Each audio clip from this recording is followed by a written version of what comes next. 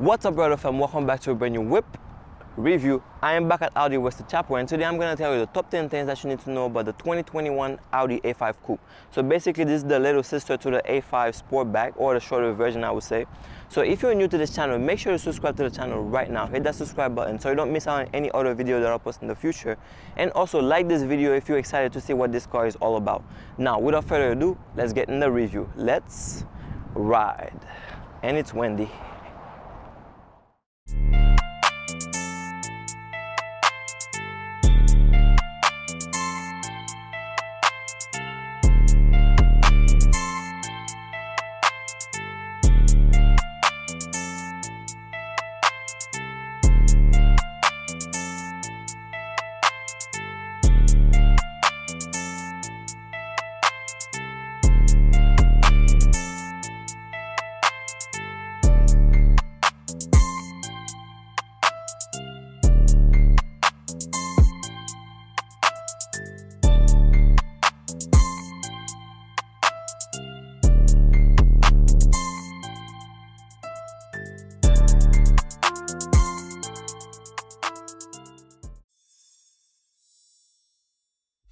So this is the 2021 Audi A5 Coupe. We're gonna take a quick walk around this, but starting with the front. So right here you have an LED headlight with LED daytime running light and dynamic turn signal.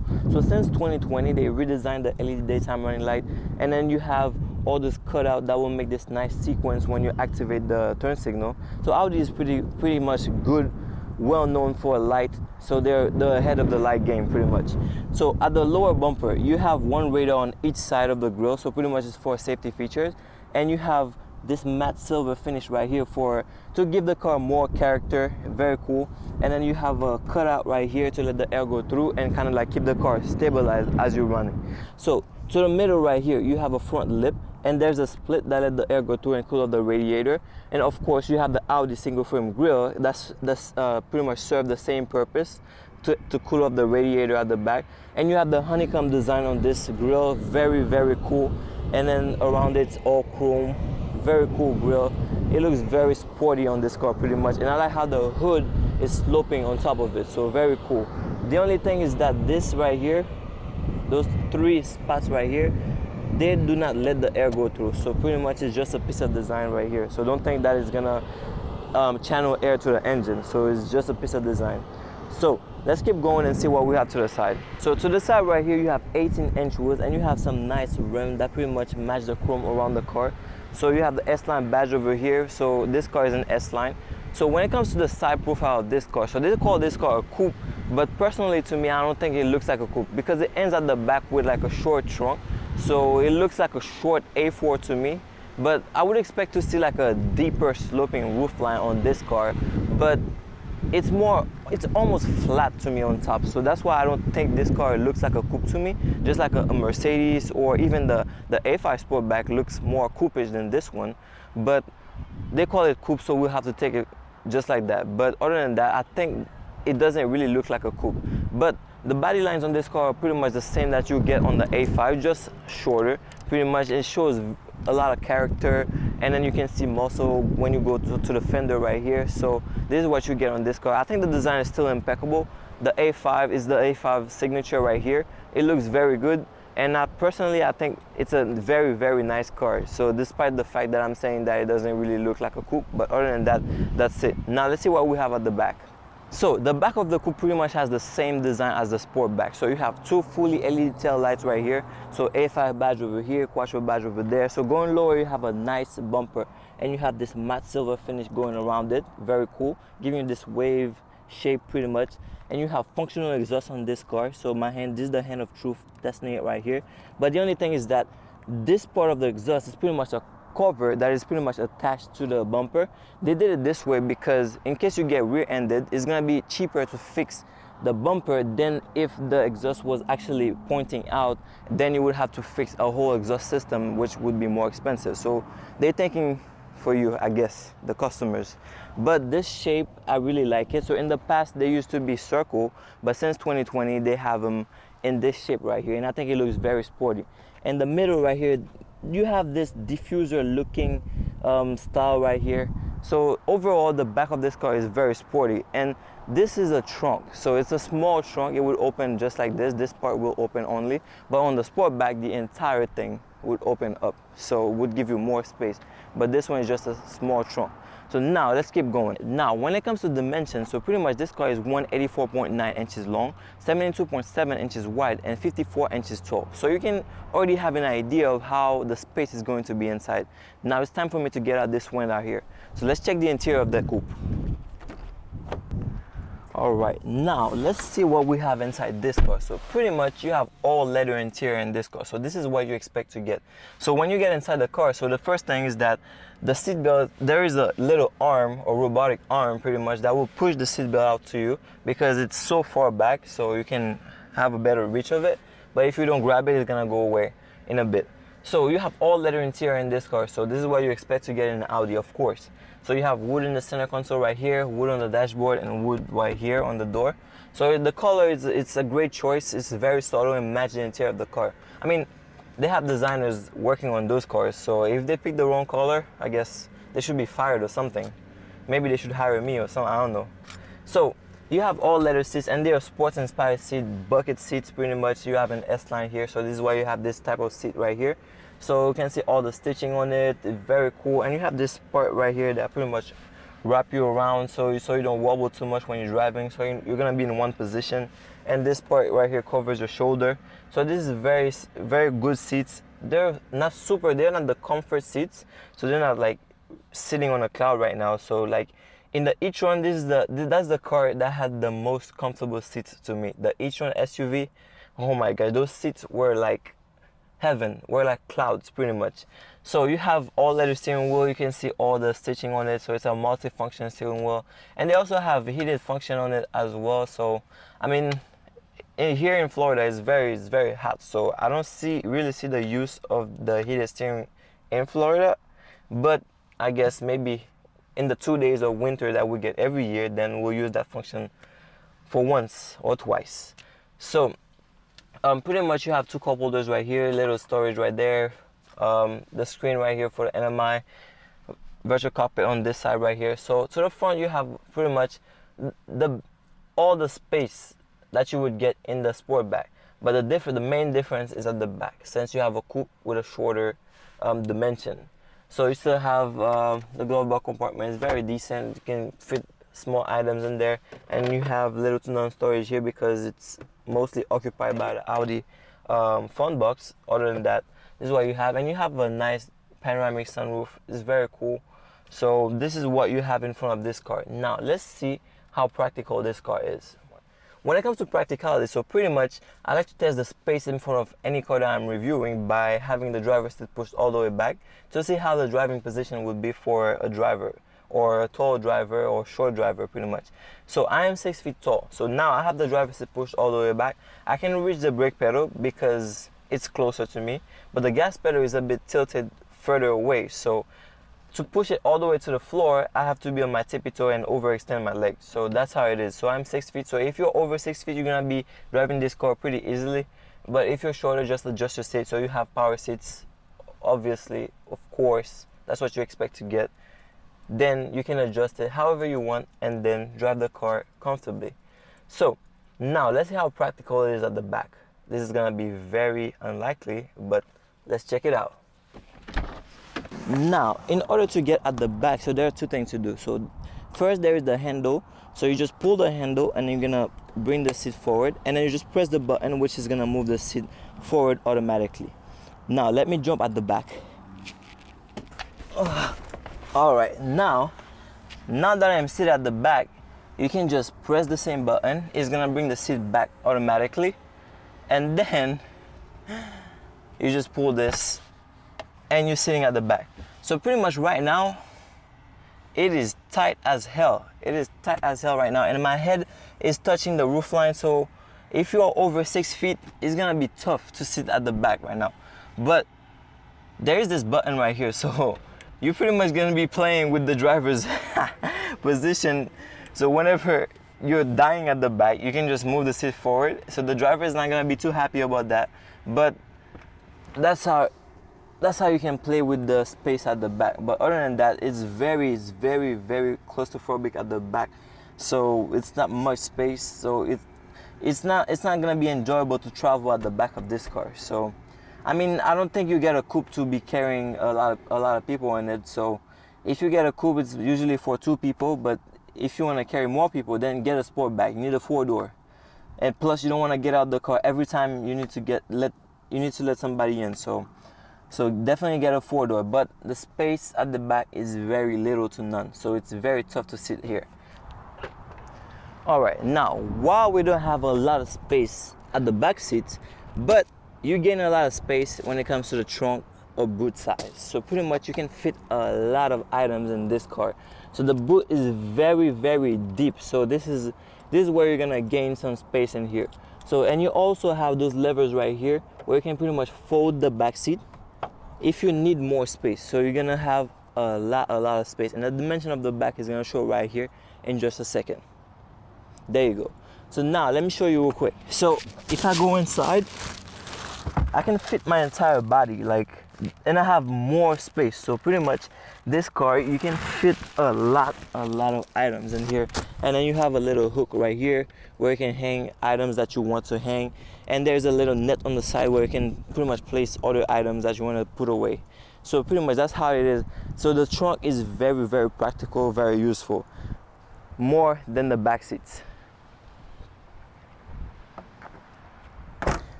Alright, now I am back up front to talk about the MMI system. So pretty much when you switch on the car, so you're gonna have access to the MMI system using this 10.1 inch screen right here.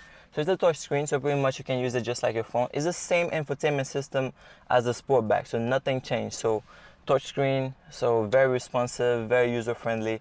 The same Audi MMI system that you all know. So pretty much that's what you get right here. It's a touch screen, so it's not gonna move anywhere. So it's attached to the dashboard. And right here you have the Audi phone box where you have the wireless charger for your phone, and also when you have your phone in there, it's gonna serve as a signal booster using the antenna of the car. And also you do have wireless Apple CarPlay in this car, not Android Auto though. Wireless Apple CarPlay. And then the volume knob is over here. You have Bang & Olufsen sound system in most of the cars, but this one is a Premier Plus. Even though it's an S-Line, I would expect to get Bang & Olufsen in this car, but it is not in this car. So definitely when you're buying this car, you need to check the sheet to make sure that you have all the features that you want in the car. So pretty much, don't just assume that you have any features that's gonna be there automatically. No. And on the driver's side, you have this 12.3 inch screen, which is the Audi Virtual Cockpit Plus. So it's very refreshed. It's looking different than what you used to have in 2019. So the design is very nice, very neat, and it's HD, super clear. So you don't have to be forcing, squinting your eyes to see something. So everything is displayed very well right here. So you have information about the car. So you can see consumption, short-term memory, driver assistance, and you can have access to your media. If you're using Apple CarPlay, you're gonna see your music right here. If you're using the radio channel is gonna be right here, and then you have access to your phone as well via Bluetooth, where you can make phone calls from there. So you don't have to turn away to this screen all the time. So most of the essential functions are gonna be on this side as well. And then on the upgraded version of the Virtual Cockpit, you're also gonna get the navigation as well. And you also have 2 views, so a bigger one and a smaller one. So that's how the Audi Virtual Cockpit always comes. So now, this is what we have for the MMI system. Now let's check what we have in the engine. Alright, we are back out here in the wind, unfortunately. So let's see what we have under the hood of this car. So pretty much this car has the same engine as the Sportback. So pretty much you have a 2.0 or 2-liter V4 engine, and it can produce around 261 horsepower with 273 pound-feet of torque. So pretty much since the end of 2019, Audi added extra 13 horsepower to all the 2.0 models. So you used to have 248 horsepower. Now they all come with 261 horsepower with 273 pound-feet of torque. So Audi judged that this car can go from 0 to 60 in about 5.4 seconds. So this car is a bit lighter than the Sportback, so it can go just a tad quicker. And then it has a 7-speed automatic gearbox, pretty much with 4 different modes for the Audi Drive Select. You have auto, dynamic, comfort, and individual, of course. And this engine, you can pretty much tune it to get more performance out of it, because this one is an S line. So the S line is usually geared towards performance, so it can support the increase in power. But the base model, like a premium, it could deteriorate some of the material very fast. But the S line is more capable of handling that much power. So the fuel efficiency in this car is about 23 miles per gallon in the city, and you have 31 on the highway. All right, let's see what it's like to drive the A5 Coupe. So out the gate, I can say the car is very comfortable. So right now I'm riding in comfort mode, so it's picking up very well. So the car is very light, so I expect it to pick up very well on comfort as well, because it's not too heavy. So right now I'm still riding it very loose. So I have the Quattro all-wheel drive system in this car, so pretty much it's a system that has the ability of sending power to the wheel that needed the most to get you out of like sticky situation or wet surfaces or sharp corners, so you can pretty much accelerate high speed around the corners like I'm doing right now. So I'm taking the corners very easily, so the car is not like sliding or anything. So this is what the Quattro all-wheel drive system does, and then it's the key to the Audi performance as well.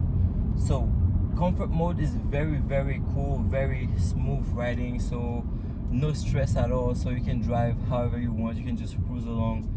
So this is how it is. So if you want just a little punch, then you can still put in S. So right now I just put in S, but still in comfort mode, and the car is picking up very well. So it is not the fastest car ever, but with a 2.0 and you put it in sport, this car definitely has a kick to it.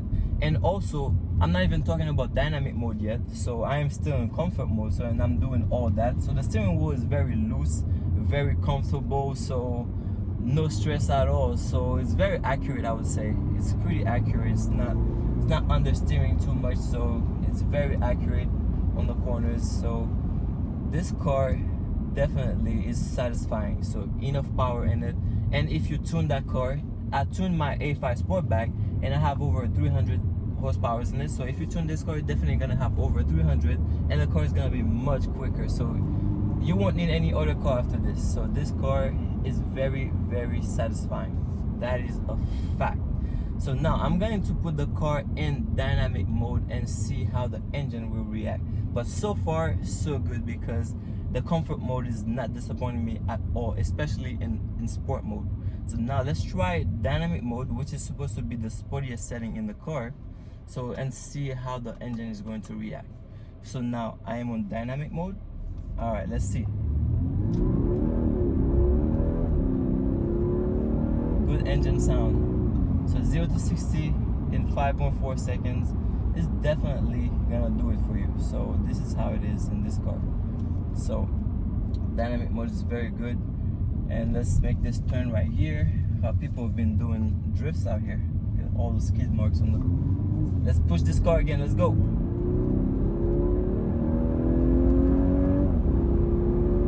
Oh my gosh, I'm taking this corner at 80 miles per hour. So don't tell the police though. I'm taking this corner very fast, and the car is handling it very well. So this is to give you an idea of how this car, the performance of the Quattro will never disappoint you. So I'm going around this roundabout right here. So it was just a quick sprint to kind of like see how the car is going to handle.